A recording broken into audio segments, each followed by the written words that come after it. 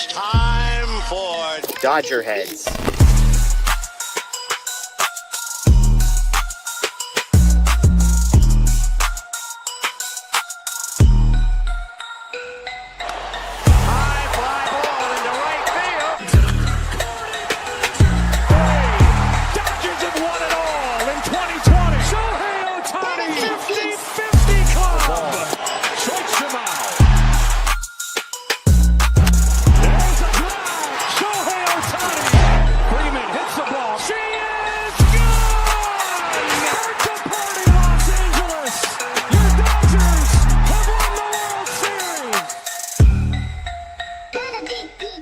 What's up, everybody? Welcome into DodgerHeads Live, presented by DodgerBlue.com, part of the Medium Large Sports Network. My name is Jeff Spiegel, joined tonight by Daniel Starkand and Anthony Witrado, here for what's one of our favorite shows of the year, the offseason plan, us mapping out our ideal offseason for the Dodgers. We will get to that in just a little bit. We've got a Corey Seager nugget to discuss as well, some rumblings on that front. Before we do that, Daniel, it's good to have you back. I know you're taking a small break from Lakers coverage. Just a tiny bit of news in the Lakers world today, huh? Yeah. I thought, hey, the Lakers don't play till Sunday. It'll be a quiet week, but we all know that's never how it plays out.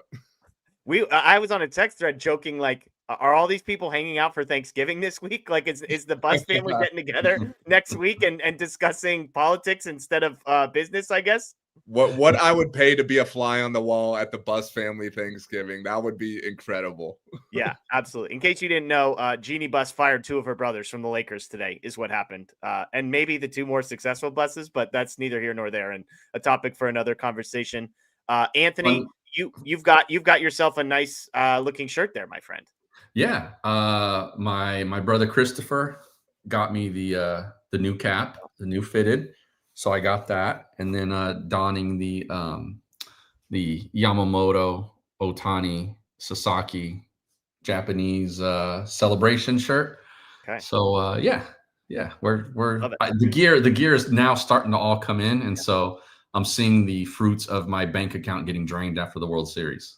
Absolutely. I'll give another shout out to our friends at Homage, because this is the T-shirt that they sent. A little bit of a Grateful Dead themed World Series championship one that they hooked us up with. So shout out to Homage. We appreciate them. Like you, Anthony, my Nike order came in the last couple of days.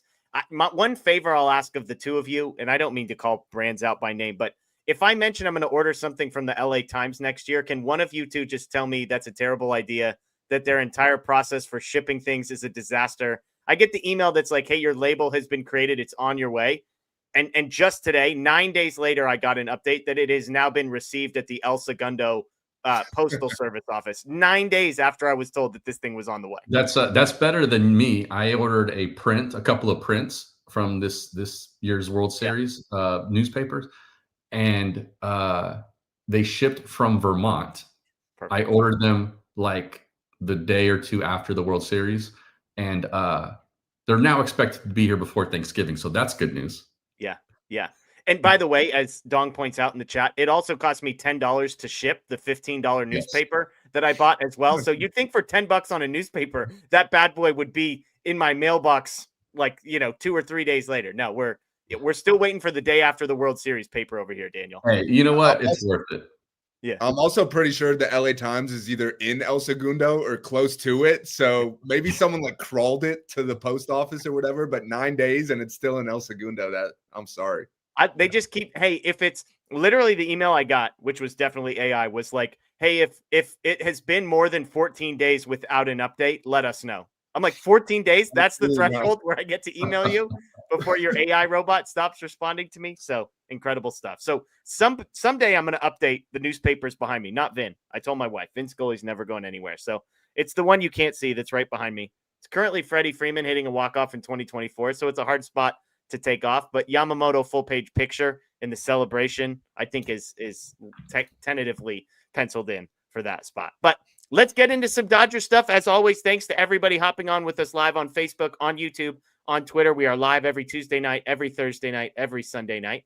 Thanks to the folks watching after the fact via YouTube or listening via podcast, Apple, Spotify, Google. We appreciate all of you. Before we get into our offseason plans, Daniel, you joked that we may have to adjust some offseason plans because some reports came out today that a gentleman by the name of Corey Seager, the hero of the 2020 World Series run for the Dodgers, just might be available. He was a free agent, of course, 4 years ago. He left Los Angeles, signed a 10-year contract with the Texas Rangers. We now have a beat reporter in Texas, as well as Ken Rosenthal, reporting that the Rangers are interested in shedding payroll and that Corey Seager is a name that has been mentioned as a name who might be available. He has 6 years and about $189 million left. 6 times 31.5 is how you get to that number. That is age 32 through 37 seasons.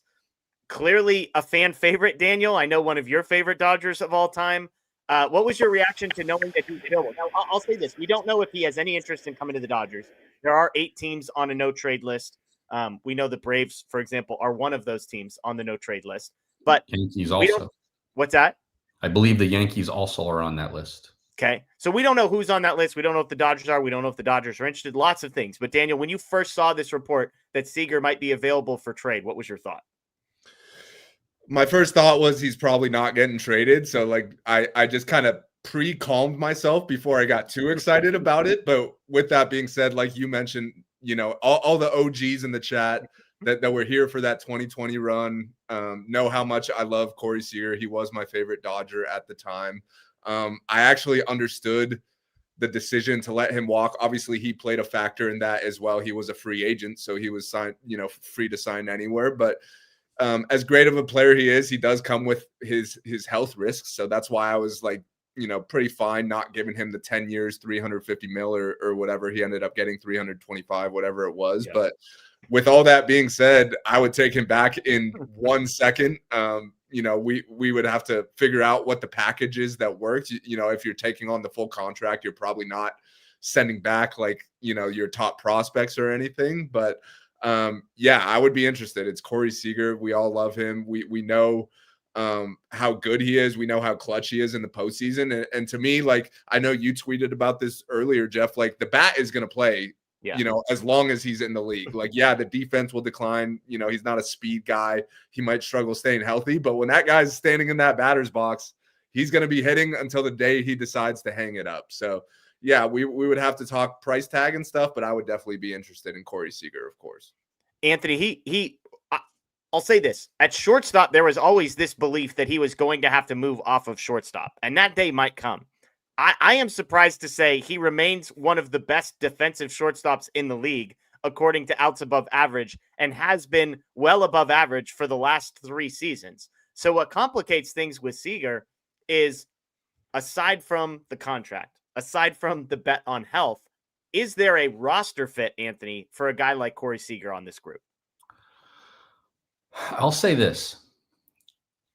If you say that you are all in on going to get Corey Seager, like, let's empty the clip for this guy. Because the one thing I agree with everything Daniel said, except for the fact that the Rangers aren't going to ask for prospects in return.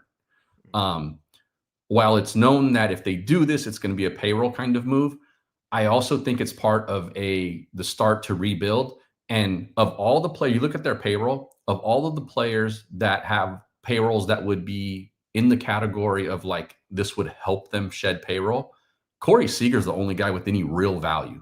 And so if they start to tear that thing down and the best player that they have to offer, they don't get anything in return aside from salary relief, that's pretty brutal. That's bad. So I do think that they're going to try to extract some talent.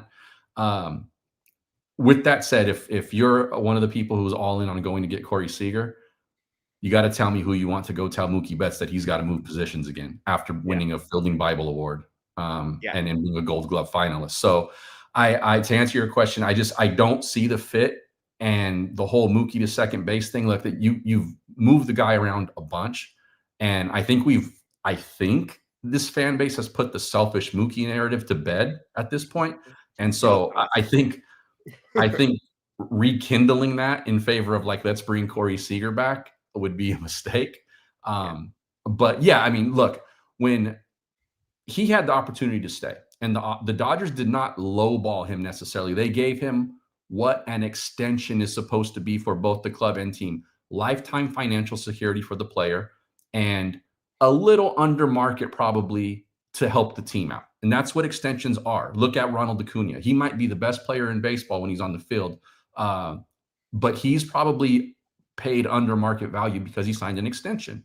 And so I think the extension was with 1 season left. The Dodgers offered something around 8 years, $250, something like that, if I remember correctly. And an 8-year extension would have meant buying out that last year of arbitration before free agency. So essentially a 7-year contract of free agency, which at this point I think would give him he's done 4 years, so he'd be 5 years into that 8-year contract.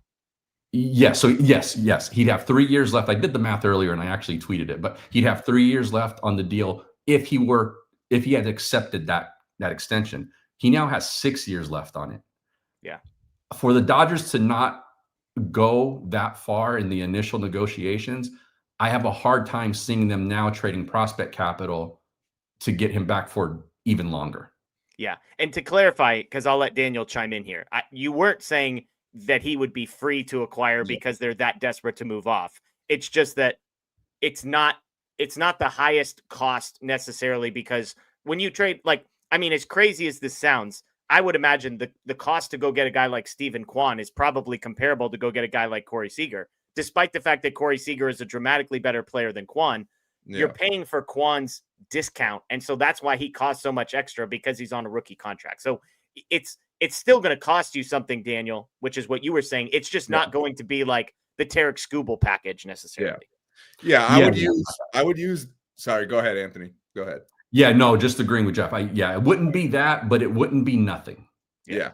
Like I was gonna say, I would look at the Rafi Devers trade from last year as an example of, like, that's a guy on a big money long-term deal, really good player, has his flaws. And if you look at the return on that trade, like, they got one good prospect who is now in the Dodgers organization that we got from Dustin May, and then like a couple, big league pieces, but not anything crazy just because of the contract situation. Like, obviously, if Corey Seager was 25 and had 3 years left of club control on his rookie deal, you'd be paying an arm and a leg for that.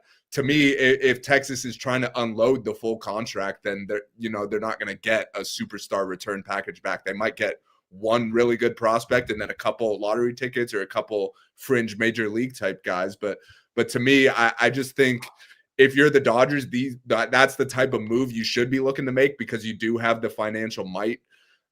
You don't have to say, hey, like, Rangers, could you eat half the contract and we'll send you all of our top prospects? Like, if you're the Dodgers, you're like, yeah, we'll take that full contract, but we're just only giving you, these guys who we don't really care about or whatever. Yeah. So yeah, you definitely would have to send something of value back, but it wouldn't be like 4 of your top 5 prospects or anything like that. Yeah, I don't think you'd be swimming in the Emmett Sheehan, Josue DePaula, Zaire Hope territory. You might be swimming in the Mike Sirota, Quintero, kind of like Alex Freeland, Jackson Ferris type waters as well. I might be wrong here, but I don't agree. Okay. I think it would cost them one of a guy like Sheehan, Hope, somebody like that. I don't think it's a whole package like Skubal. Like, Skubal would cost you 3 of those frontline guys, right, in the farm system, and I think or Sheehan. So I think it would cost them that kind of guy, because I think Texas, again, if they're trying to kind of redo this thing there, he's the only piece of value that they have. Yeah. And if the other guys could be straight up just, no, they're not going to get anything for DeGrom. They're not going to get anything for Evaldi, maybe a little something, but not anything of real significance. And then Simeon and Peterson are the other guys making like a good amount of money aside from Seager. So, like, if they said, like, we're just going to tear this thing down and start again, not getting anything back for Seager makes that it's going to add 5 years onto that rebuild. Well, and again, the motivation is not rebuild. It's to get under the luxury tax. Like, they're not saying, hey, we're blowing this whole thing up. Which, I mean, again, we can say maybe it would be, though. If they got rid of Seager, that would be the white flag, I think. Yeah. And I think the only piece that I would counter is, like, all of us are going to do the but to Corey Seager, which is it's $189 million for his age 32 through 37 seasons for a guy who has missed 43, 40, and 60 games over the past 3 years, a guy who is almost assuredly not going to play shortstop for the entire 6 years of this contract. And so I think that's where the balance comes in of like, he's probably a market value deal. I don't think he's overpaid. If he were a free agent, this is probably the type of deal he would get. But so you're not like, again, the excess value of he's younger or he's cheaper, those two things are off the table. Yeah, you kind of took what I was going to say a little bit and went with it. But I was going to say, like, if he were on the market right now, would he get 6 years at going into his age 32? I don't know. It would I think it would be a situation where it would, like, one team would have to be the guy, like when Prince Fielder signed with the Tigers. Like, no one was going to sign him, and then Victor Martinez got hurt for the season, and then they went, "Oh, we need a hitter." I think it would take a situation like that. Yeah. Anthony's going to hop off, try and get his camera working because it's a little blurry, and so he's going to pop back on. Daniel, just as we finish this point, when it comes to Corey Seager, what's tricky for me with Seager, and I posted this, like, he's been really good. He's almost a 5-win player over the last 4 years, despite missing, like I said, 145 games over the last 3 years. He's still elite, 85th percentile, outs above average at shortstop.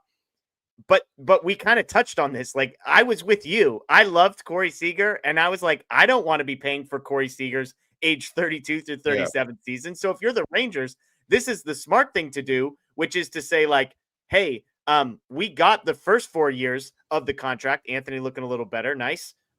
We got the first 4 years of the contract. Now let's see if we can get out from the 6 years everybody was afraid of. On the flip side, again, he has aged better from a defensive perspective than I think anybody would have guessed. He still is 8th percentile for sprint speed, so the athleticism is long gone when it comes to Corey Seager. But I just want to wrap up the Corey Seager point with this, Daniel. Like, given what we know now, you could look back and say, oh my gosh, he's a 5-win player for the last 4 years. We should go get him. And at the same time, my mind is telling me the cliff is coming for Corey Seager. He's missed 140 games in the last 3 years. And that's exactly what we were afraid of when it came to signing him to this deal. And so ultimately, Daniel, if this deal was on the table, and let's say it takes, some notable, let's just say notable, maybe it's not the top tier Dodger young guys, but again, it's one of these outfielders that's not DePaul and Hope, and it's one of these pitchers that's not Emmett Sheehan, and maybe it's Dalton Rushing's in the mix or something like that.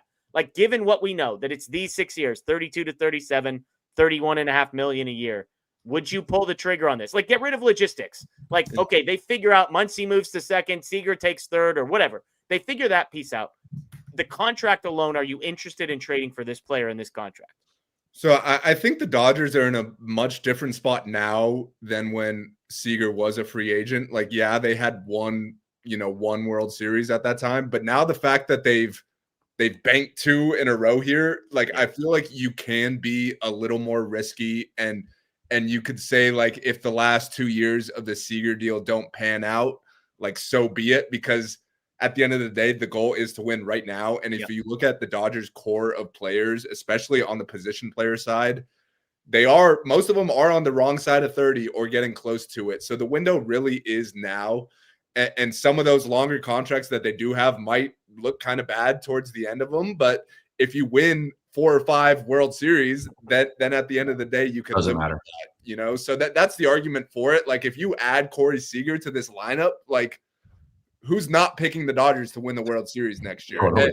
And also, if you're the Dodgers, you can't afford for him to miss 40 or 50 games in the regular season. Like, you've proven that you could withstand pretty much any injury in the regular season, and the goal is just to be healthy for October.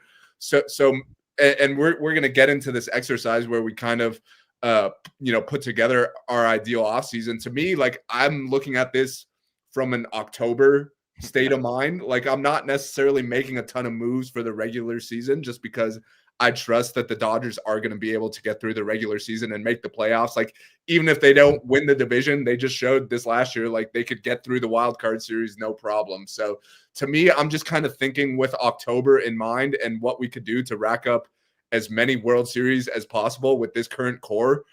And to me, like, out of all the free agents out there, out of all, like, the other trade targets, minus, like, Tarek Skubal, like, Corey Seager is the best baseball player that would be out there. So yeah, I do think at the end of the day, I would do it. And I'm not even bringing the emotional side into it, because if I'm bringing that into it, it's a no-brainer for me. But yeah, I do think I would. I think that has a ton to do with this, Daniel, right? And like understandably so. Like if Corey Seager played for pick literally any other team but the Dodgers for those first 6 seasons or whatever it was, and then signed with Texas and is now rumored to be potentially available with that contract and all of the injury history and yada yada, and then all of the good stuff as well.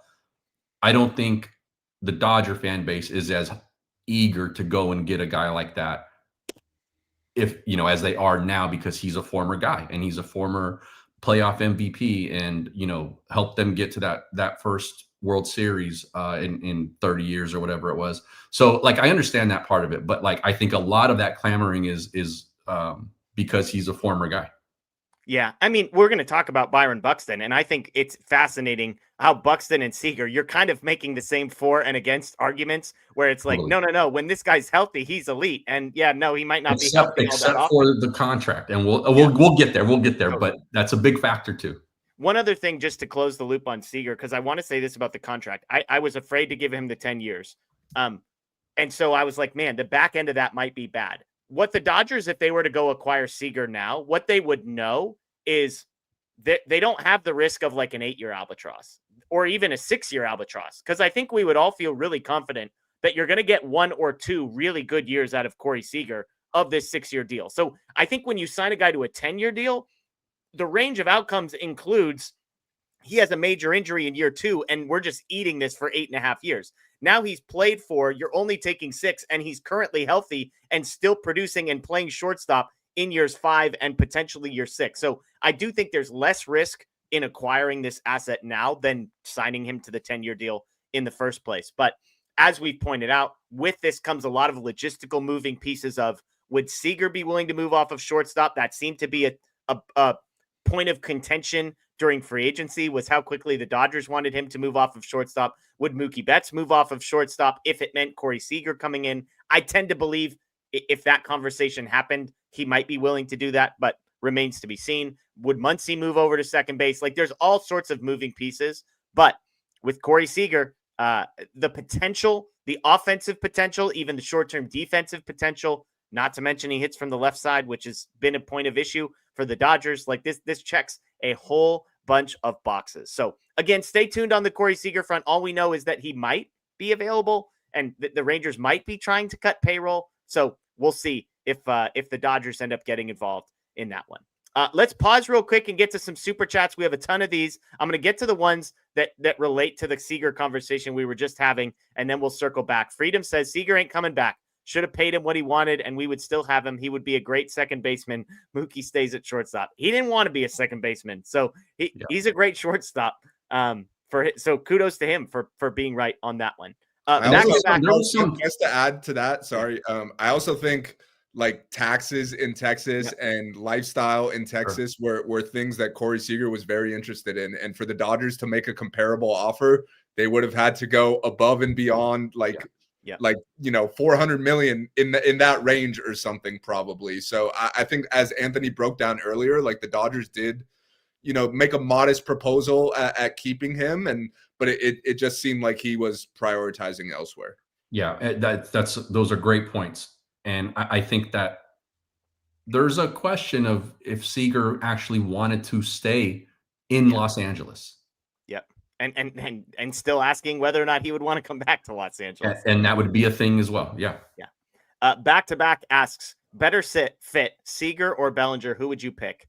To me, this is like Seager by 100 million miles. I love Cody Bellinger for what he did. I'm just not that interested in Cody Bellinger, the 2025 free agent. Daniel, I'll ask you first real quick. Seager or Bellinger? Because the contracts are not all that dissimilar depending on where you look. To me, the better player is Seager, but the better fit is probably Bellinger just because they need an outfielder. Like we mentioned, there would have to be some shuffling of the decks if you want to bring in Corey Seager. I also don't want to just take Mookie Betts for granted. Like, I don't want to just be like, hey, Mookie, go play second now. Like, he would have to be part of that conversation. So if you're just talking about fit, like Bellinger is a really good fit. Like he could play all 3 outfield spots, could play first if you need him. So fit Bellinger, but Seager is just a way better player to me. So I don't care as much about fit. I just want the best players. Can Bellinger still hit? Do we know for sure that the 715 OPS outside of Yankee Stadium last year isn't concerning? That's less concerning for me. It's a really good point that you brought up the other day, Jeff, I think when you were on with Matt. But those things can flex from season to season or so. The one thing that is scary, which is maybe a little bit related, because that porch for a lefty in Yankee Stadium is very helpful when you don't hit the ball very hard. And Corey Seager's batted ball numbers, Bellinger, exit velocity, Bellinger's not looking good. Yeah, scary. So, yeah. Richard says there's a better chance of me attending a Nickelback concert and the Dodgers honoring Manny Machado than Seager coming back. Off-season clickbait. There you go. Well, they got our clicks, Richard. They got our clicks. I would say go back to that comment real quick. There's definitely a better chance that Seager comes back to the Dodgers than they honor Manny Machado. Like I'll give Seager coming back a 0.1% chance. Machado is straight up zero. That's never zero. So. There you go. I love it. All right. HG Arcia TX. We appreciate the super chat. Dodgers bullpen through. What's that? Garcia, Texas. H Garcia, Texas. Thank That's you. my guess. I was going to figure it out eventually. Dodgers bullpen threw 50 more innings before the All-Star break in 2025 than in 2024, despite only 9 more all year. Early workload, a concern. Relievers help, but starters must exceed 4.8 innings pitched in order to protect the pen. It seems like the strategy is going to be throw a whole bunch of arms at this thing and then let your guys be healthy by the time October comes. The good news is, as we sit here today, they've got about 10 starting pitchers on their 40-man roster, I think. But I think it's a great point by you that they're going to need more out of their starting pitchers, or we're going to get to the bullpen here in a little bit. They're going to just need some more bullpen arms to eat up and mop up some of those innings. So we appreciate the super chat. Jedi Engineer said, what do you think on trading some starting pitching depth for a young outfielder from Baltimore? Baltimore and the A's, both teams that were there were some MLB trade rumors, nuggets that both of those teams might be looking for starting pitching. Daniel, that both of them might be have some outfielders available for trade. I did a little bit of a dive into the A's system and found a couple names that I was intrigued by. I'll say that because the Dodgers do have a lot of young starting pitching that would be appealing to a lot of teams. But have you done a dive into Baltimore or the A's at all, Daniel?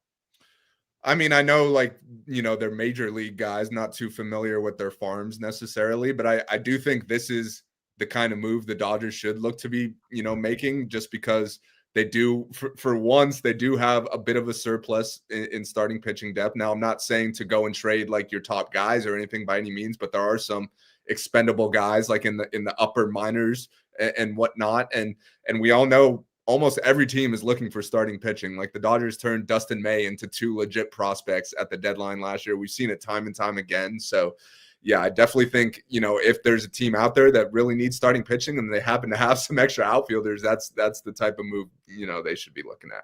Anthony, have you dug in at all on the A's or the Orioles? Not Baltimore. I know Baltimore just traded for a big league outfielder. Yeah. So, I don't know how willing they'd be to part with any of that.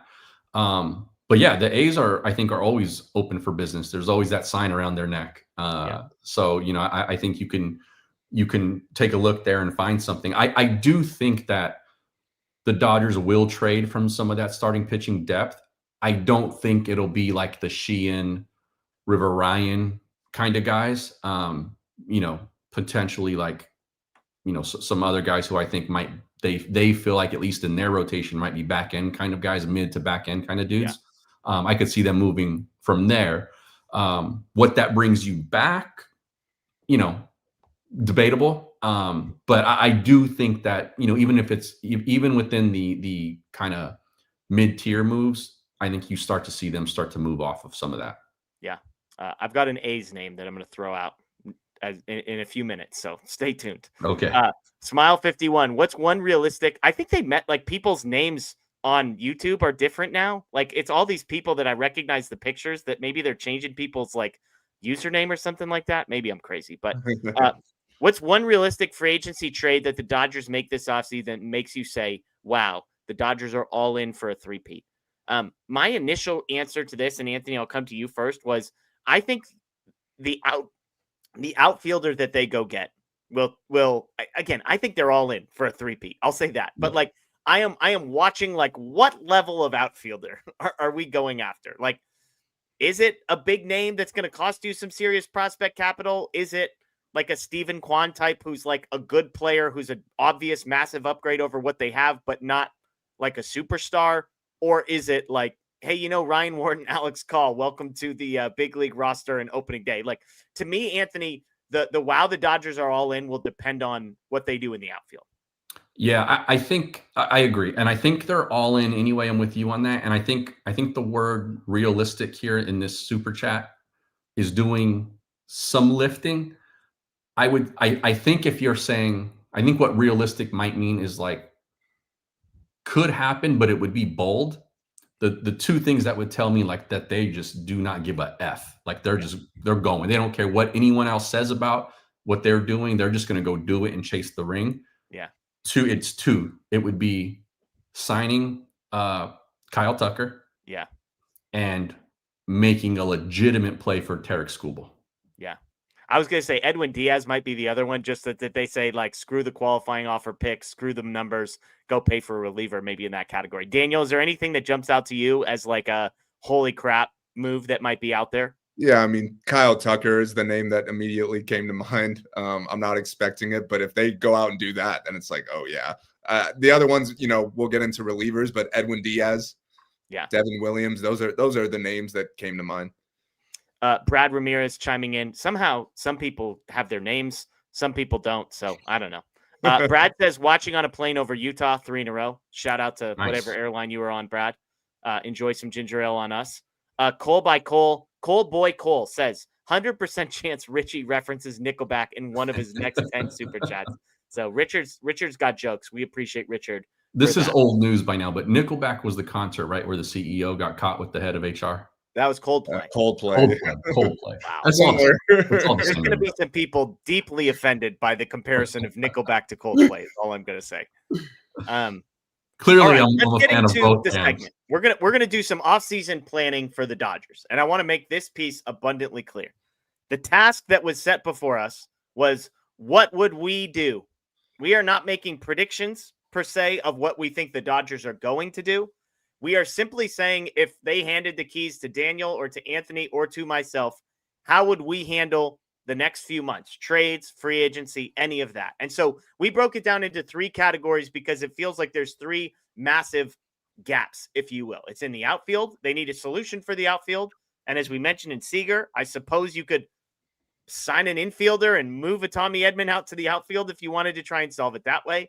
The bullpen and then the bench. So just as a starting point, the roster, the 40-man roster for the Dodgers is currently at 39. To recap how we got here: Tony Gonsolin, Michael Grove, Justin Dean, Ben Rortvedt are no longer around. Clayton Kershaw, Michael Conforto, Miguel Rojas, Kike Hernandez are currently free agents.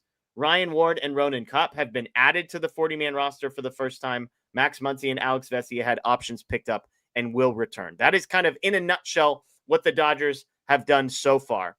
Daniel, I will start with you. We're going to start with the outfield. The Dodgers have a need. They have Teoscar Hernandez. They have Andy Pages. They have Alex Call. They have Ryan Ward. They have a bunch of prospects that seem like they're anywhere from 12 months to 36 months away from being major leaguers. So what is your solution if you were in charge for the Dodgers in the outfield? Yeah, so this wasn't easy just because I didn't necessarily find the perfect fit out there. Like, to me, if there was, a younger right-handed, athletic outfielder, that would be the perfect fit to me. I couldn't necessarily find that, but I did find a player that when I kind of dug in, I actually started to like him more and more, and that's Brendan Donovan from the Cardinals. I know it says outfield in all caps, and he's played mostly second base, but he also has played some left field. So first of all, I do like that versatility. We'll see what Tommy Edman looks like coming off of this offseason ankle surgery, but if Tommy Edman is fully healthy, I like him in center field, and then you could, have Brendan Donovan at second base. But it is some nice insurance if, let's say, for whatever reason, Tommy Edman isn't fully healthy, he's limited to second base next season. You could put Brendan Donovan in left field, and he's going to be average out there. He's not going to be great by any means, but he'll get the job done. And to me, I just like the way the bat plays. Like, he's not a super power guy, but he would be a nice complement to the other guys they have in this lineup. Like, he gets a lot of base hits. He works counts. He draws walks. Kind of what the Dodgers were missing when you look at what we saw from them in the playoffs. Like, there were a lot of games where the offense just felt lifeless. Guys are swinging and missing at everything. They're chasing. And to me, throwing Brendan Donovan in the middle of that lineup, he's going to give you really good at bats. And he's 29 years old. I like the youth there. Like, we've talked about it. The Dodgers roster is getting older. So there are some other quality options out there that are on the other side of 30. I like that Donovan is still turning 29 later, early next year. And he's also under club control for 2 more years, under arbitration. So not too expensive. Like, you could still go out and make some other big moves, whether it be this offseason, at the trade deadline, and future off seasons. Like, you're not paying him 7 years, 200 mil or whatever. Like, it's going to be very manageable from a financial perspective. And I just think he's a really underrated player that would be a good fit in this lineup.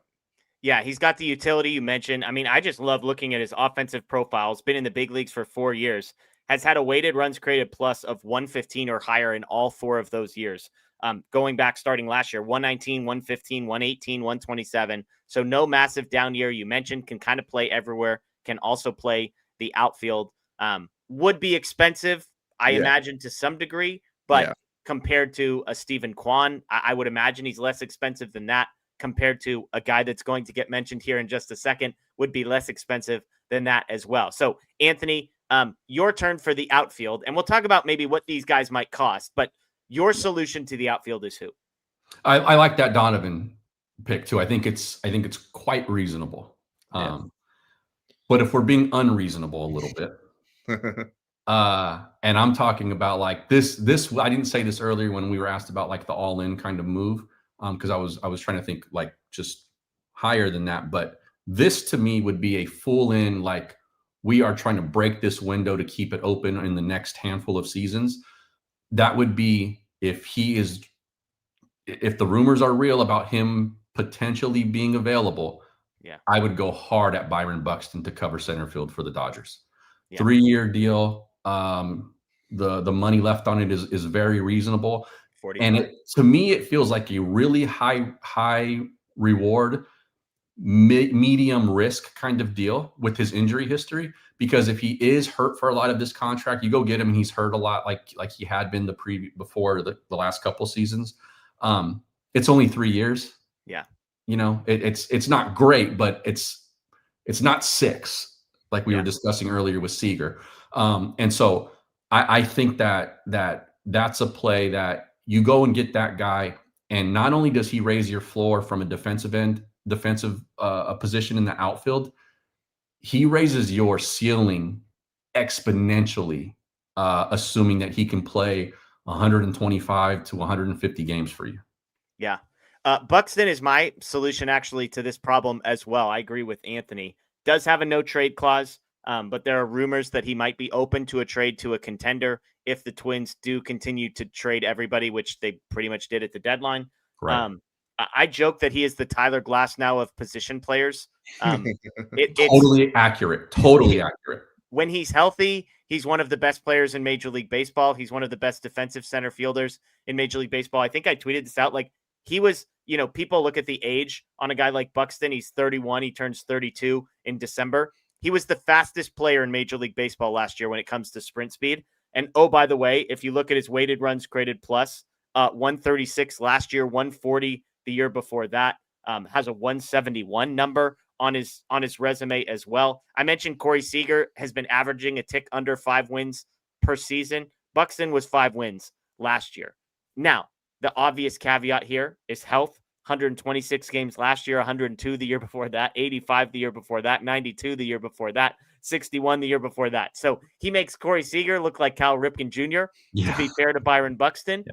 But to me, the reason I like this is because he plays center field. He plays it well. The offensive profile when he's healthy, if you can get him to October, he's a difference maker. He's not like, oh, yeah, he'll be fine in the 7-hole. It's like everybody's going to have to game plan around Byron Buxton in that lineup in the same way they do guys like Will Smith and Max Muncy outside of those top three. The question with him is he available? And if he is, what would the cost be? And that's where I think there's an interesting conversation to be had here, because when I look at a cost for a guy like this, Anthony, I'm like the Dodgers, which is I'm trying my hardest to protect. Like Bruce and I had this conversation. Emmett Sheehan to me is like the young guy that I am like building a wall around and saying, excuse me, he had a 2.8 ERA in the regular season last year. He's nasty. He performed on big stages. He's not touchable.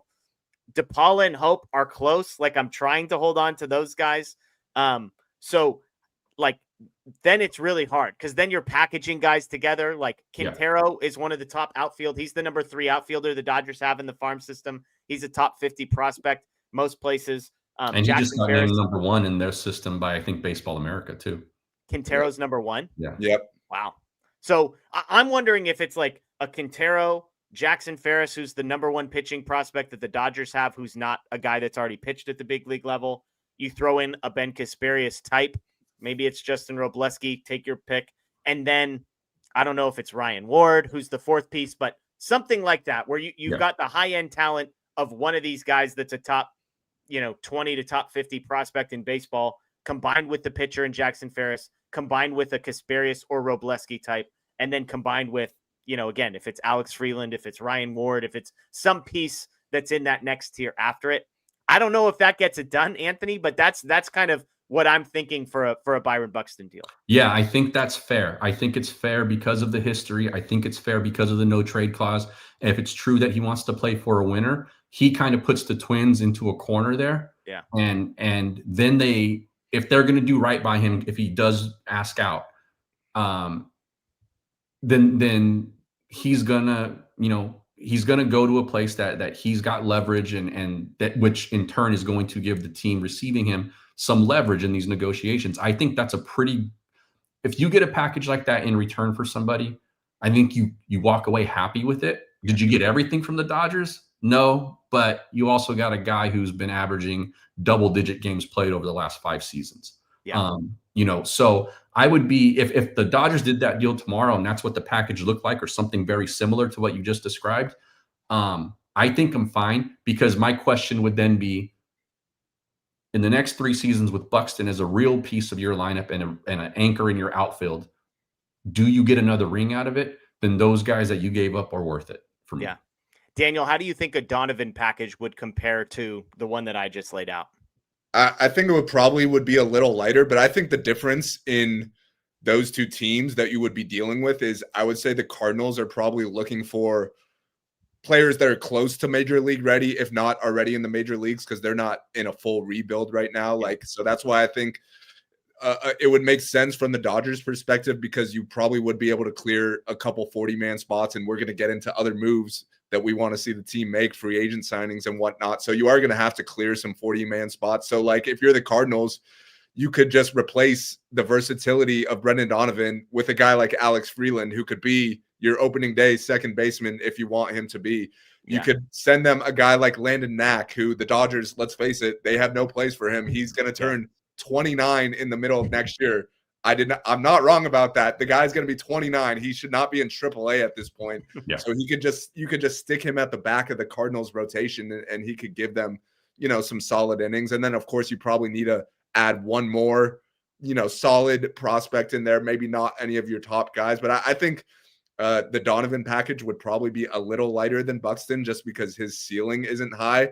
But I think the Twins would be looking for more so like younger, high, high upside. Higher upside, yeah. Like they're looking for upside. Like they're not competing the next couple of years, so they would want one of those, top 3 outfielders in the Dodgers system, no doubt. Which, if you're the Dodgers, you could afford to do that, because you do have 3 or 4 of those guys that are all really good. So it's just who do we believe in the least, that they believe in the most? Like, can we line up there? But yeah, I think Donovan would probably be a little less, but that's because Buxton's a better player, when he's healthy. Yeah. Well, and I wonder, like, if that's a team that, like, would the Cardinals have interest in a guy like Dalton Rushing? Because not every team is necessarily going to be looking for a catcher. Yeah. But, Dalton Rushing, Alex Freeland, and then a pitcher, one of these pitchers, whether it's Knack or Kasperius or Robleski, a guy that might be able to help them right away, would be interesting. I mentioned the A's. When I did a dive on them real quick, like, Patson reporting that the A's got calls on position players. Teams were offering them pitching because the A's are desperate for it. Lawrence Butler was just an interesting name to me. He's 25 years old. He turns 26 in July. He's one of these guys that has signed away his team control years. So he's on a 7-year deal that goes through 2031 and includes a club option for 2032. I can't believe that's a real year that's going to happen, but it is. He's currently recovering from a knee injury. I'll point that out. But in 2024, he had a breakout year, 130 weighted runs created plus. Last year, he comes back down to earth, 96 weighted runs created plus. But he's a 2020 guy. The walk rate went up. Strikeout rate went up. Can play center field, has primarily been a right fielder. So I'm just looking for a guy that's like, he's signed for a long time. He's young. He can play center field. And he's shown in 2024 he could be like a really high-level offensive player. Soderstrom's their left fielder. I don't think they would be willing to move him because he was so good when he moved out there. But those are just some teams. Butler, I'm just going to mention in passing as a guy that, like, would be interesting for a team that needs starting pitching if the Dodgers could match up on something like that. Yeah, I do think one thing that is notable, and we all came up with our plans separately, like we did not communicate about this, and all three of us look to the trade market here. Yeah. Like none of us really like the free agent outfield market, and there are some solid options out there. Obviously, Kyle Tucker is the highlight. Cody Bellinger is out there, some other options, but we all kind of went to the trade route for this. Yeah, and we had Fabian Ardaya on, and he said he thinks the Dodgers are going to be more active in the trade market than in free agency. And so it makes sense. Now, we're going to get to relief pitching here in a second, and there is a lot of relief pitchers in free agency. Yeah, I will say it feels like the most realistic answer to this question, at least right now as it stands on November 20th, is a Stephen Kwan deal happening. That feels like the most realistic conclusion to this. And he would be my backup after Buxton, just because it feels like the safe play, raises your floor out there. He's going to give you solid defense. I know the numbers on him kind of were declining, but he'll be all right. Low strikeout guy. He's not going to be great. There's going to be a lot of frustration with him over the course of the summer. If we're frustrated with other guys, like the way I've seen, like there's going to be people pissed that, he's in a slump for a little while, or, he's not hitting the ball hard enough. That's who Stephen Kwan is, though.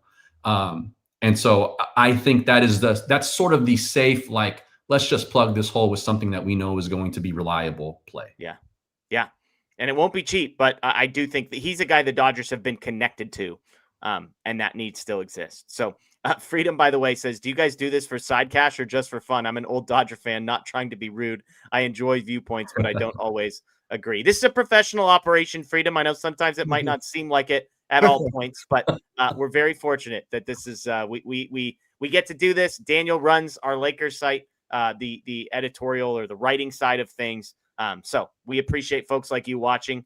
We appreciate the super chats because they allow us to keep this thing running. Smile, you do it for fun too. It is very fun, especially this specific episode. Like this is, the most fun for me, honestly. 100%.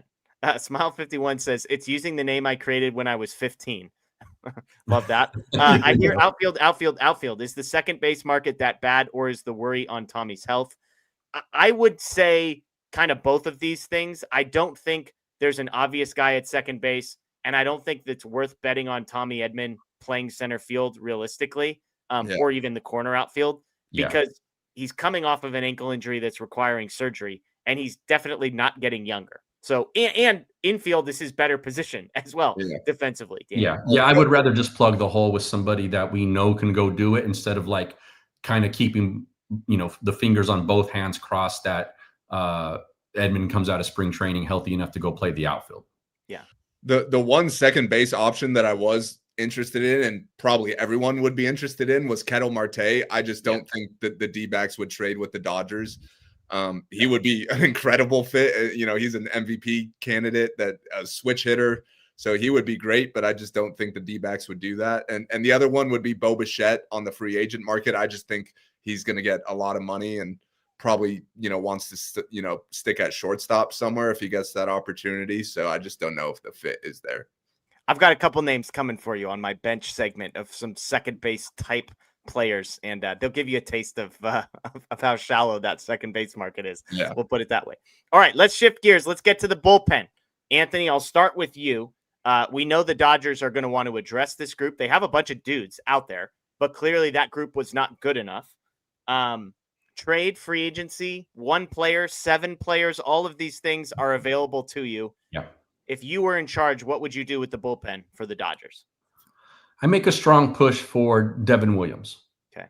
That would be my guy. It feels like, again, we talked about this with some of the outfield options. It feels like there's been a connection there for a while.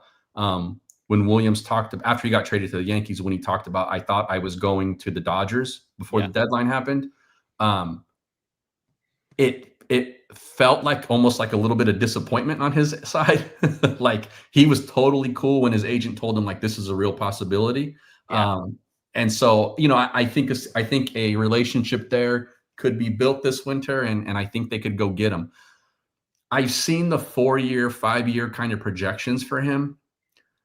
That would make sense if, look, all these teams have the advanced metrics and the teams to break down what went wrong for him and what looked good for him. So they all know this, like there's no secrets in what he did last season. But I do think it could be something of a prove it year. I don't think a 1-year deal is on the table, but I think something like a 1+1 or a 2+1, something like that for him with like maybe a little raised AAV. And then I think that's a much easier pill to swallow for a reliever than like say a straight up 4-year deal like we saw with Tanner Scott, which blew up in year 1. And that's not to say Scott can't be good again, but like, I think maybe there might be a little gun shyness from the front office, but with the guy like with Williams, the ERA doesn't look so great, but you start to dig in a little more and he still looks very much the elite reliever he was in Milwaukee. Yeah. For context on that, by the way, The Athletic does have him projected at getting a 1-year deal. Trade Rumors 4 years, ESPN 3 years, and Fangraph has one guy at 2 years and one guy at 3 years. So Williams is the answer to mine really quickly as well. All the underlying stuff remains elite. I think you could probably get him for like 2 years, $36 million, something like that.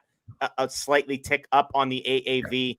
To your point, maybe it's a 2nd year. Maybe there's a team option or something tacked on at the end of that. But Devin Williams would be my answer to this question, Daniel. Both of us went 1 player. You've got a few names on your list. So talk us through your solution to the Dodgers bullpen. Yeah, when it comes to the bullpen for me, I'm more of a quantity over quality guy. And I'm not just saying just sign a bunch of crappy relievers and hope they figure it out. Like to me, bring back Kirby Yates.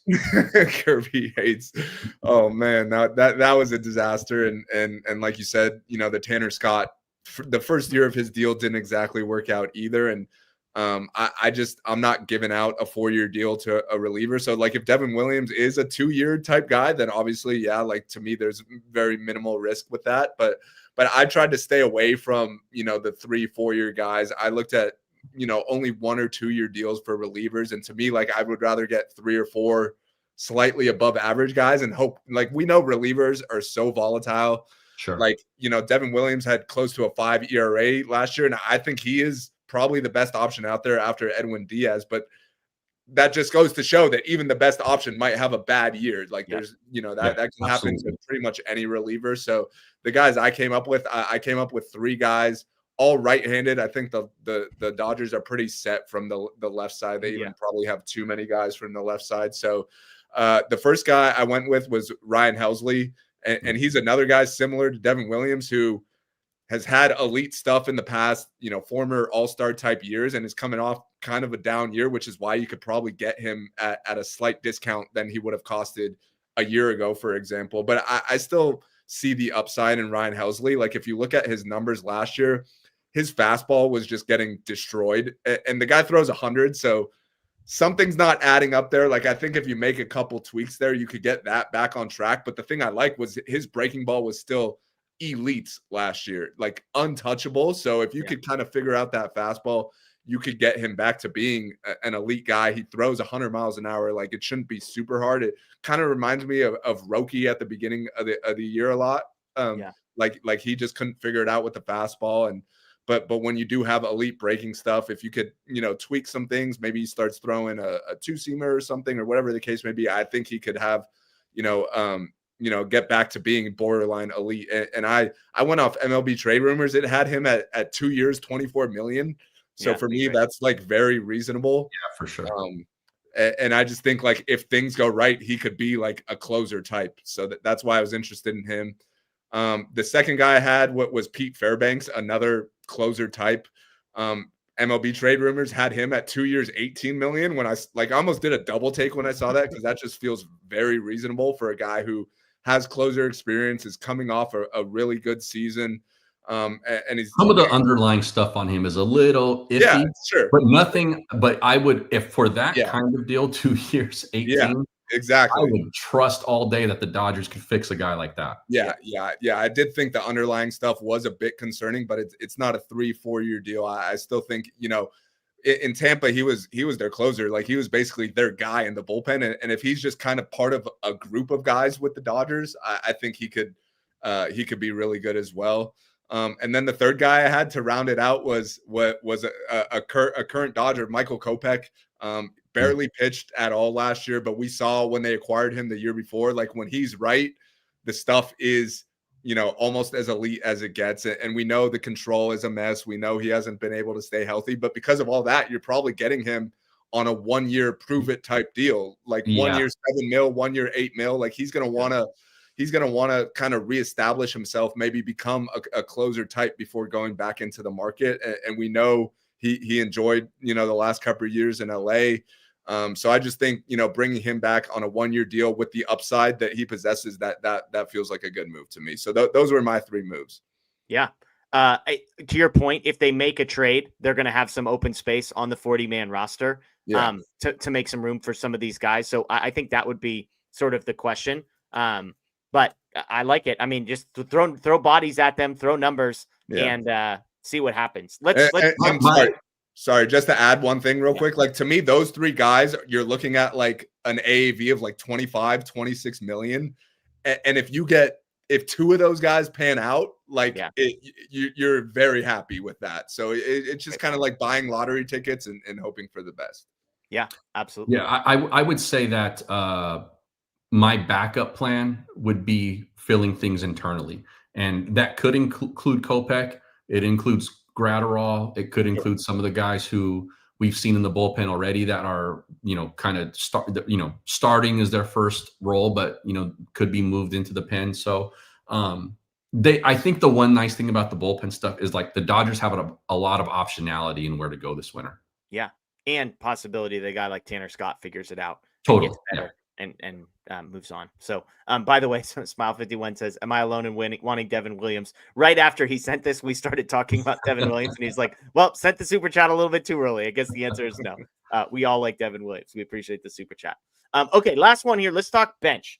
This was the hardest thing for me to figure out, is what the Dodgers are going to do with their bench. I think we all probably agree that the Dodgers would love to see an upgrade on their bench. So that you have options that you actually feel decent about. You add some more depth in case somebody goes down, in case you have a Conforto situation again. And part of the calculus to this conversation, just to set the stage, is what the Dodgers think about Ha-Seong Kim and Alex Freeland. Are these 2 guys that are ready to be contributors at the major league level, to be an everyday major league, like on a roster, the 26-man roster, even if they're not playing? Do they want them at AAA developing? The big question also is Kike and Rojas. Both of these guys are free agents. They would fill the final 2 spots on this bench if they decided to come back. You could make strong cases for them. Some of us will make those cases. Others of us will not. As it stands, they have 3 outfielders plus Tommy Edman, who has some flexibility to play some center field, call in the corners. I'm kind of assuming they signed somebody to play the outfield. That leaves Rushing and Call as the 2 bench spots right now. And then Rojas and Kike would fill those spots. So let's talk through this. There isn't depth in the infield on the bench right now. Obviously, Kike and Rojas would solve those. So the pro for Kike Hernandez, the versatility, the postseason performance. The cons for Kike Hernandez, he has played hurt since May. He's coming off major surgery, and he's been a 75 weighted runs created plus player for the last 4 years offensively. Rojas, pro, above average offensive player for 2 years for the Dodgers, which is a surprising thing, but true. He's still great defensively wherever you need him. Everybody talks about the impact he has on the locker room. Obviously has the clutch gene for the Dodgers, both on offense and on defense. The biggest con for him is he's will be 37 years old. And so do you want to sign up for another year of that? Alex Freeland and Haesung Kim, there isn't really any real reason to believe that they're going to just be like automatic contributors, difference makers, needle movers necessarily. And both of them can go back to Oklahoma City if the Dodgers need. So the question is, what do the Dodgers do with their bench? Daniel, we'll go through this one quickly because I think 2 of the 3 of us have the same answer, and one of us went a little bit off the reservation when it came to filling up the bench. But Daniel, make the case for the guys that you've chosen. I kept it simple. I just said re-sign Kike and Rojas. To me, like, we saw their worth in October, and as I've said a couple times now, like, that's kind of what I'm building this around. And I do think they do have some internal options that are solid enough to get by. Like you mentioned them, Freeland, Kim, Ryan Ward. We'll see if he gets a chance in the outfield. Alex Call could hit lefties. So I think they could, be good enough. That's not like, oh my God, our bench is so stacked or anything, but I think there's enough pieces there, enough versatility that you could get through the regular season. And then you feel pretty good about that group in October. Like, we just saw those guys come through at one point or another, all October. And hey, look, if you have, a number of injuries and you feel like you need to go out and get a piece, you still have up until the deadline to do that. So I kept it simple. Kike, Rojas, 1-year deals, done. Anthony, you agreed with Daniel. Anything you would add to the arguments for those 2 guys? Yeah, I did. Rojas, like, if you made me choose one of the guys, it would be Rojas for me. Even though Kike gives them more flexibility in terms of he can play the outfield, he can play the infield. Rojas was almost a 3-win player in 24, almost a 2-win player last year. Yeah. Is proving that in the opportunities he gets, he can still contribute offensively, and his defense is still, really, really good. And I also think, like, his role in the clubhouse means something.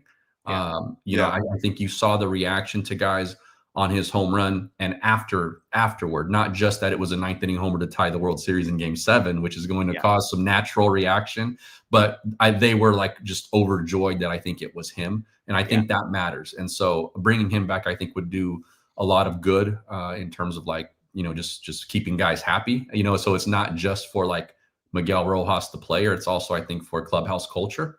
But yeah, I had both those 2 guys almost for just a general lack of, like, options that are worth anything out there to fulfill the bench. And then I agree too with Daniel, like, you can still have options with Kim and Freeland, guys like that. And then, if you're going to keep Ryan Ward and he doesn't get traded, he's already on the 40-man. He can be a guy off the bench, and, maybe he catches lightning in the bat a few times, a month or something like that. And then, all right, we're good to go.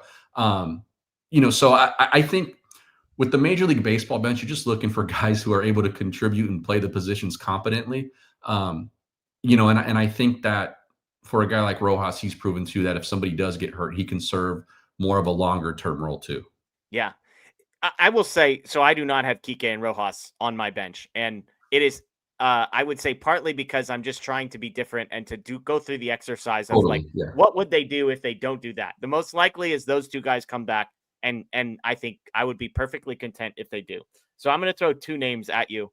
One of the names I think people will be fine with, and one of the names I think people are going to hate. So I'm just forewarning you on both of these. The first name that I'm going to mention as a guy who I think is just interesting is Willie Castro. The Athletic has him projected for 1 year, $8 million. ESPN has him projected for 2 years and $14 million. To me, he's 5 to 6 years younger than Kike Hernandez, and I just think he's an upgrade over Kike Hernandez. He basically does all of the same things that Kike does. I think he just does them better, and he's a younger player. Now, he's not October Kike-tober, so that is a question mark. He was awful for the Cubs, Castro was, but after being traded this past year, but he had been a 107 weighted runs created plus guy for 2.5 years. He's a switch hitter. He's better from the left side, which the Dodgers need. And last year he played 100 innings or more at second base, third base, left field, and right field. played 25 innings or more at shortstop and center field. And so if we're talking bench guys and you're comparing Willie Castro to Kike Hernandez, I think Castro's a better player than Kike Hernandez. So he's the first name I'm going to throw at you. The second name is a name that's been mentioned on here before. It's a name that the Dodgers have been interested in the past, the distant past. It's a guy who was genuinely pretty terrible in 2024. And it's not a name that's going to excite anybody, but it's Luis Rengifo. He's going to be 29 years old. He's primarily a second baseman, was really bad for the Angels, had been a 111 weighted runs created plus guy, 22, 23, 24. We know the Dodgers wanted him in the Pages trade a million years ago. Here's the key. This guy has smashed lefties for the entirety of his career. He's a 150 weighted runs created plus against left-handed pitching in 22, 23, and 24. I think he's cheap on a one-year deal. I think he's a guy who can hit lefties off of the bench, who can play second base for you, who can probably relieve Max Muncy on days when you don't want him facing a left-handed hitter. And I think he's a guy off the bench that if a lefty comes in, you can pinch hit with him and maybe believe something. I don't love Rengifo. I don't love Castro. If you're going to move on from Rojas and Kike, I think these are two guys that can replicate much of, if not all of what those two guys bring, aside from the Miguel Rojas off the field stuff, get younger, and they're probably a little bit more lively in the bat, Daniel. Yeah, I think that's totally fair. Like getting younger should be a priority for this team, especially on the position player side. And anyone that mashes lefties is a great fit here, because we saw in the playoffs whenever there was a good lefty starter on the mound, it was a struggle for this lineup. So that's why like going back to my Brendan Donovan move, it wasn't a perfect fit for me because he is a left-handed batter who has kind of struggled against left-handed pitching. But yeah, I definitely think that is something that needs to be addressed. You want to improve against lefties, and having versatility helps. So yeah, I'd probably would prefer Rengifo over Castro, but yeah, all these utility types are all pretty similar. Like when you look up at the end of the year, the production from all of them is probably all going to be, kind of the same. So yeah, as long as you add one or two of those guys, like I could be convinced for pretty much any of them, honestly. Anthony? Yeah, I'd be fine with either one of those guys. Again, like just all the options are just like, man. I will say though, like I do think that of all four of these guys we've just talked about, Rojas is a guy who has to come back. One, he's proven he can still produce. That's obviously going to end at some point. He's going to be 37, I think. But like, I think you hear the way Mookie talks about him, the way he talks about Mookie, the way I know I'm rehashing what I said a little bit earlier, but especially keeping Mookie at shortstop there. Like, I think it's good to have a guy like that who he trusts and who can kind of be a defensive mentor for him. Yeah. Keeping a guy like that around is not going to hurt you. I think he's part of the reason why Mookie Betts was so good this year. Yeah, I think you're totally right. And I think the Dodgers are just going to have to figure out, like, if Rojas comes back, the other guy is going to have to be some sort of utility player that can plug a lot of holes, because Rojas can cover you in the infield, but isn't going to offer you anything in the outfield. And if Call is on the roster, which, again, part of this was, honestly, I wrote at the end of my notes, which is sort of a cop-out. I was like, maybe they just trade Alex Call and then bring Kike Hernandez back anyways. Also, like, I don't think Alex Call's a lock to be on this roster when it comes to some of these guys as well. So there's ways for them to make room, but I just think needing some optionality on that bench is going to be a big piece of this. So again, I put it up there. I'll throw it up here one more time real quick. This is a recap. So I would solve the outfield. Anthony and I would solve the outfield with Buxton. Daniel would go with Brendan Donovan. The bullpen, Anthony and I in agreement again with Devin Williams. Daniel would go Helsley, Fairbanks, and Kopech. And then for the bench, Daniel and Anthony agree on Kike Hernandez and Miguel Rojas filling out that group. And I threw out Willie Castro and Luis Rengifo as mine. So folks that are watching this after the fact, let us know in the comments. I'd love to hear how you would answer those things, how you would solve the outfield, the bullpen, and the bench as well. We're going to get to some questions, all caps questions. If you want to throw some of those in the chat, we will take some of those over the next 10 or 15 minutes or so. We do have some super chats we'll get to. JF asks, What kind of runway do you think Tanner Scott gets, Daniel, before panic starts to set in for Dodgers fans? Well, this is part of why I had 3 relievers on my list there, just because I like options. So like if you do have 5 or 6 other guys, then there is less pressure on a guy like Tanner Scott to come in and be what he was paid to do, be the closer, all that. Obviously, we know how this fan base is. Expectations are very high, especially when you're making a lot of money. So if he is falling short of that early in the season, I do think some panic will definitely set in. This is a 4-year deal. It's not like they could just DFA him or something. But I also am pretty confident, like given his talent level, and we know relievers are volatile, like in these 4 years, we're probably going to get 2 good years out of him. So I am confident he could bounce back, but you hope he's healthy first and foremost, and you hope that there are other guys producing around him, so he's not like looked at as the savior. But there is a level of confidence for me just because of his track record. But obviously, we know how bad it was this last year, and that's kind of the fear. Yeah, absolutely, absolutely. I think he gets a real quick. I just think he'll get like a 3 appearance runway. One spring training appearances, you mean? If the first appearance is bad, that turns into 1 before panic sets in. Yeah, let's hope. David says, which Dodger in their mid-30s do you see taking a coaching job with the team, majors or minors? Miguel Rojas, I think, is the obvious one that you could see. He's not a Dodger anymore. Justin Turner, I think, is another guy that a lot of people could see becoming a coach. Anybody else that jumps out to either of you guys? Austin Barnes, another guy that's not here anymore, but would make a good coach. Yeah, I would have thought like Ellis, but he's been gone a while, and I don't think he's coming back now. Yeah, the Freddie Freemans of the world, they've made too much money to go into coaching, I think. So it's like Kershaw, like those guys, they're good. Yeah. They're good. So yeah, I think Ellis may have been offered a spot on the Padres coaching staff and like decided to stay in the front office. Maybe there were some rumblings about that. I would love if Turner came back. Yeah. That's a question we've got here in a second. Coles asks, over or under 5 Buddy Kennedy types playing for the Dodgers this year? I'll say over. They're always going to cycle those guys in and out. What's Kevin Biggio up to these days? Yeah. Well, that was the funniest part. The guy we traded for, Kevin Biggio, pitched against us in the World Series. That was interesting. Crazy. Okay, let's get to some more of these questions. Larry says, still thinking about Game 7 with Kershaw warming in the 11th. Jeff, deep down, do you wish he had the chance to close out the series? Hell no. I would have died. I would not have been alive to see whatever happened next. So no, I can't believe he was warming up.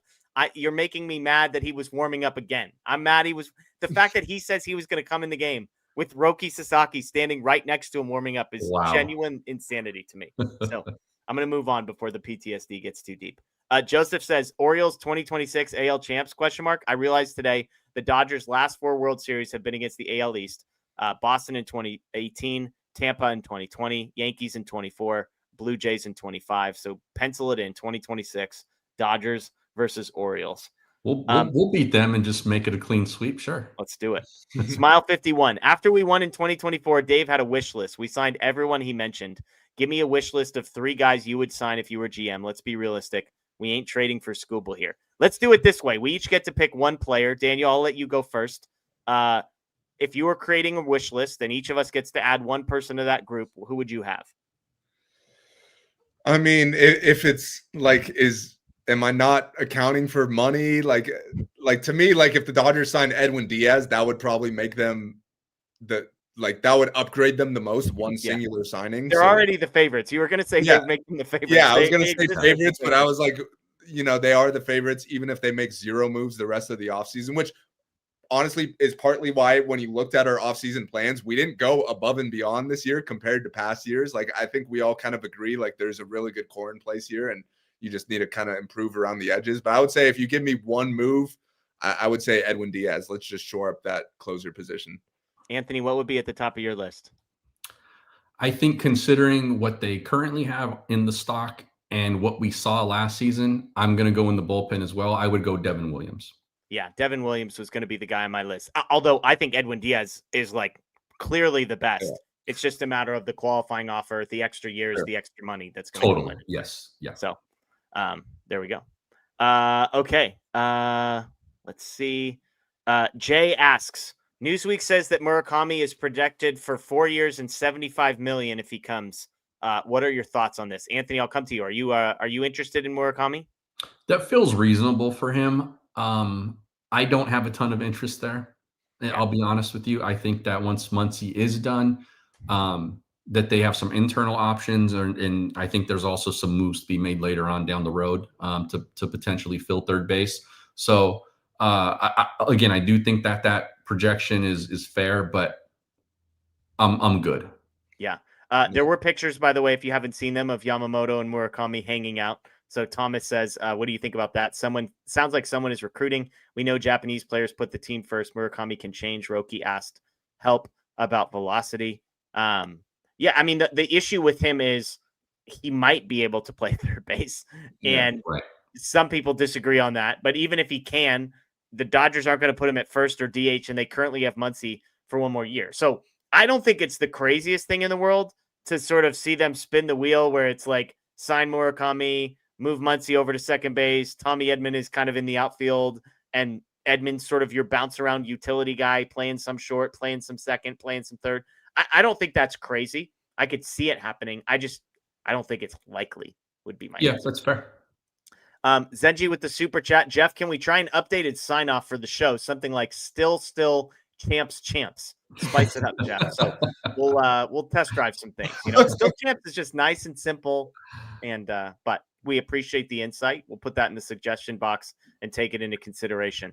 We'll take a few more of these here. Rose Marina wants to know, Anthony, where do you buy that t-shirt? This is from RotoWear, who they have a contract with the MLBPA, so they can use guys' names and images and all that stuff. I also got a cool one that we saw after the NLCS with Ohtani's best game ever that Jeff put in his top 10, but not like outside top the top 8 or whatever. Yeah. They got really cool stuff. They find themselves at the moment very much in love with Yoshinobu Yamamoto for obvious reasons. So if you want a Yamamoto shirt, that's the place to go. RotoWear. There you go. And Breaking Tea has some great stuff as well. I know they're a supporter of our show. You can find a link below. I'm still staring at the Yamagoto shirt. It's just staring me down, and I have like 7. My Nike gear just shot up, so it's like, can my wife handle another package coming with a t-shirt in it? Remains to be seen. We just talked about homage earlier in the show with your shirt, Jeff, and I was browsing some things yesterday, and we do pajama themes for my family, and we host Christmas Eve at our house, and everybody wears pajamas, and every year my family does like a Grinch theme. One year I wore like an entire onesie that zipped all the way up which is my wife goes all out. But Homage has a very cool Grinch hoodie that is currently sitting in an open tab. So I may be paying Homage another visit soon. I like it. I say it every time. Their stuff is high quality. That is not the case for all of the Dodgers gear that I bought, that it is the highest quality, the nicest material. Homage does a great job. Bruce got himself some championship gear. I saw today yesterday he was on Unplugged, and he's a very frugal guy. He's a college kid, so it's understandable, but he splurged a little bit for a cool hoodie. There you go. Dong says, did you guys watch the MLB Golf Open? This feels like an Anthony question. Did you watch? I don't even know what this is. I'm going to be perfectly honest. Yeah, it was a golf tournament where all 30 teams picked some guys, some of them current players, some of them old players, some of them coaches, things like that. And they kind of did a golf tournament amongst themselves. Cool idea. I watched some of the highlights. I didn't watch it start to finish. Who were the Dodgers? It was Will Smith and Andre Ethier. Yeah. All right. 2 captain clutches, number 16s. I don't know how they did, but I would assume good. Yeah, that's who it was for the Dodgers. It's a cool idea. It's a cool event. I think they're going to do it again next year. I already heard. So that's cool. To answer the rest of the question, I'm an avid golfer. I'm a member at a club. I play. I'm probably out there at minimum once a week. I think Blake's into it a little bit too. I used to work at the PGA. You got into it recently. Yeah. So I'm a big golfer. You got golf questions, I'm your guy. What's the handicap? Tell us the true one, not the fake one. Yeah. I'm a 3.1 at current. All right. Look at this guy. So Pretty Anthony's good. better than me. I play probably 8 to 10 times a year, and I'm trying to break triple digits is my goal when I play. So I'm in a different category than Anthony. Matt does not play. I don't think Scott plays. Daniel, you play a little bit. I probably play a little more than you, Jeff. So definitely not on Anthony's level, but yeah, I play a little bit. It's fun. Yeah. And Blake We gotta has play recently soon gotten again. into it. Yeah, we definitely got to play that. I know Ian, the owner of our company, he loves golf as well. He plays all the time. Yeah. Okay, couple more. Scooter Bruder says, which is sweeter, seeing Springer lose or Don Mattingly for ruining Kershaw's postseason narrative? Definitely George Springer. Is the answer. Springer. David says an MLB Yamamoto jersey, $399.99 plus shipping and tariffs, $465. Woof. Sorry to hear that. Back to back. How do you feel about the idea that the Dodgers should get younger? Shouldn't they be going all in to win now?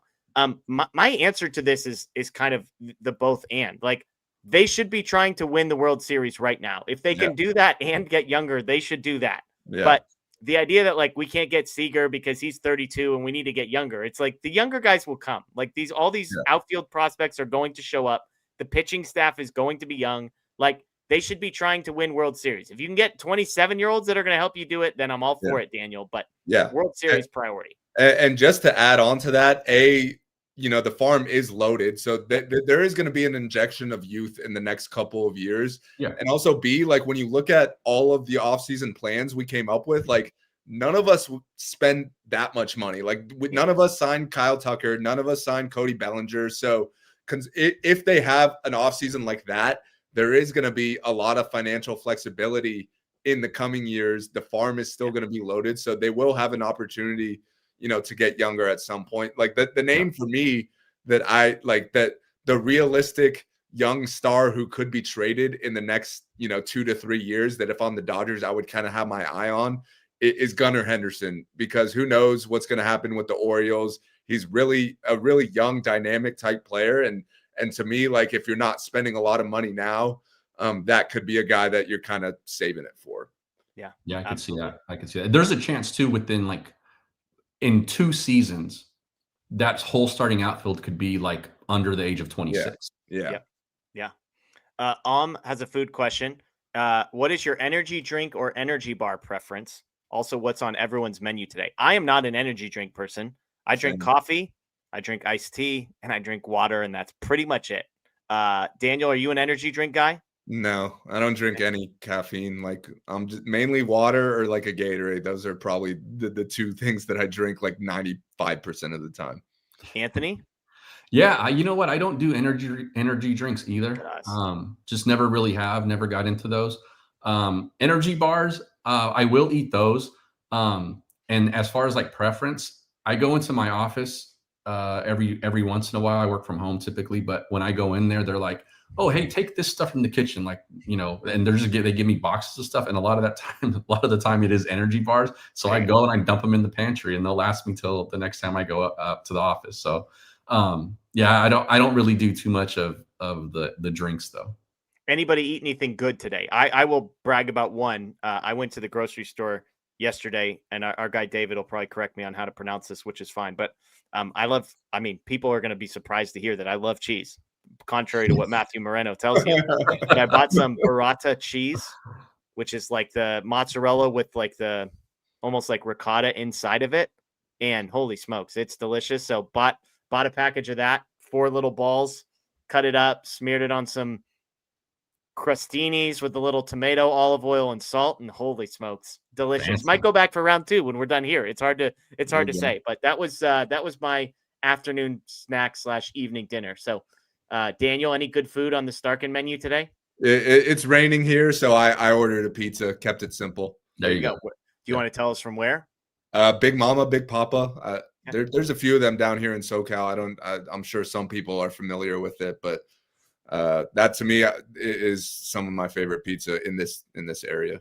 I love that it's raining down here, so I ordered pizza. I live in Oregon. If I ordered pizza every time it rains, it's just like I'd be 375 pounds. I think if you ate different when it rained up here, you'd be in trouble. I'll put it that way. Yeah. Anthony, anything good on your menu? No, it was fine. Like, I finished a 44-hour fast today.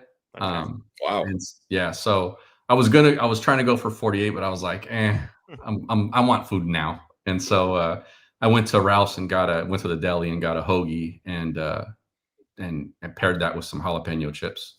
There you go. Love that. Love that. Okay, last question. This will be mine. I don't like talking about myself, but it is my birthday this upcoming weekend. And so I did come from something right before this where somebody made my favorite dessert, which is apple pie and ice cream. It is absolutely top tier. Beautiful. It was funny because the guy, we had a meeting and he was like, hey, do you like chocolate cake or pumpkin pie? And I was like, neither of those things. Actually, if you're asking what I truly like, he's like, well, what do you like? I'm like, apple pie is the best. So my question to you two is, if it's your birthday and you get to pick what's for dinner, I would pick Dutch apple pie, heat it up with vanilla ice cream on top. What would you go with? Daniel, I'll start with you. For dinner or dessert? Dessert. Oh, okay. I mean, apple pie is my favorite dessert, especially around, the Thanksgiving time of year. I mean, I'm not a big dessert guy. Like, give me a good chocolate covered strawberry and I'm happy. Like, I'm not like, I don't I don't like too much like rich cake or anything. So yeah, that's what I'll go with. Okay. Anthony? My birthday was last week. Okay.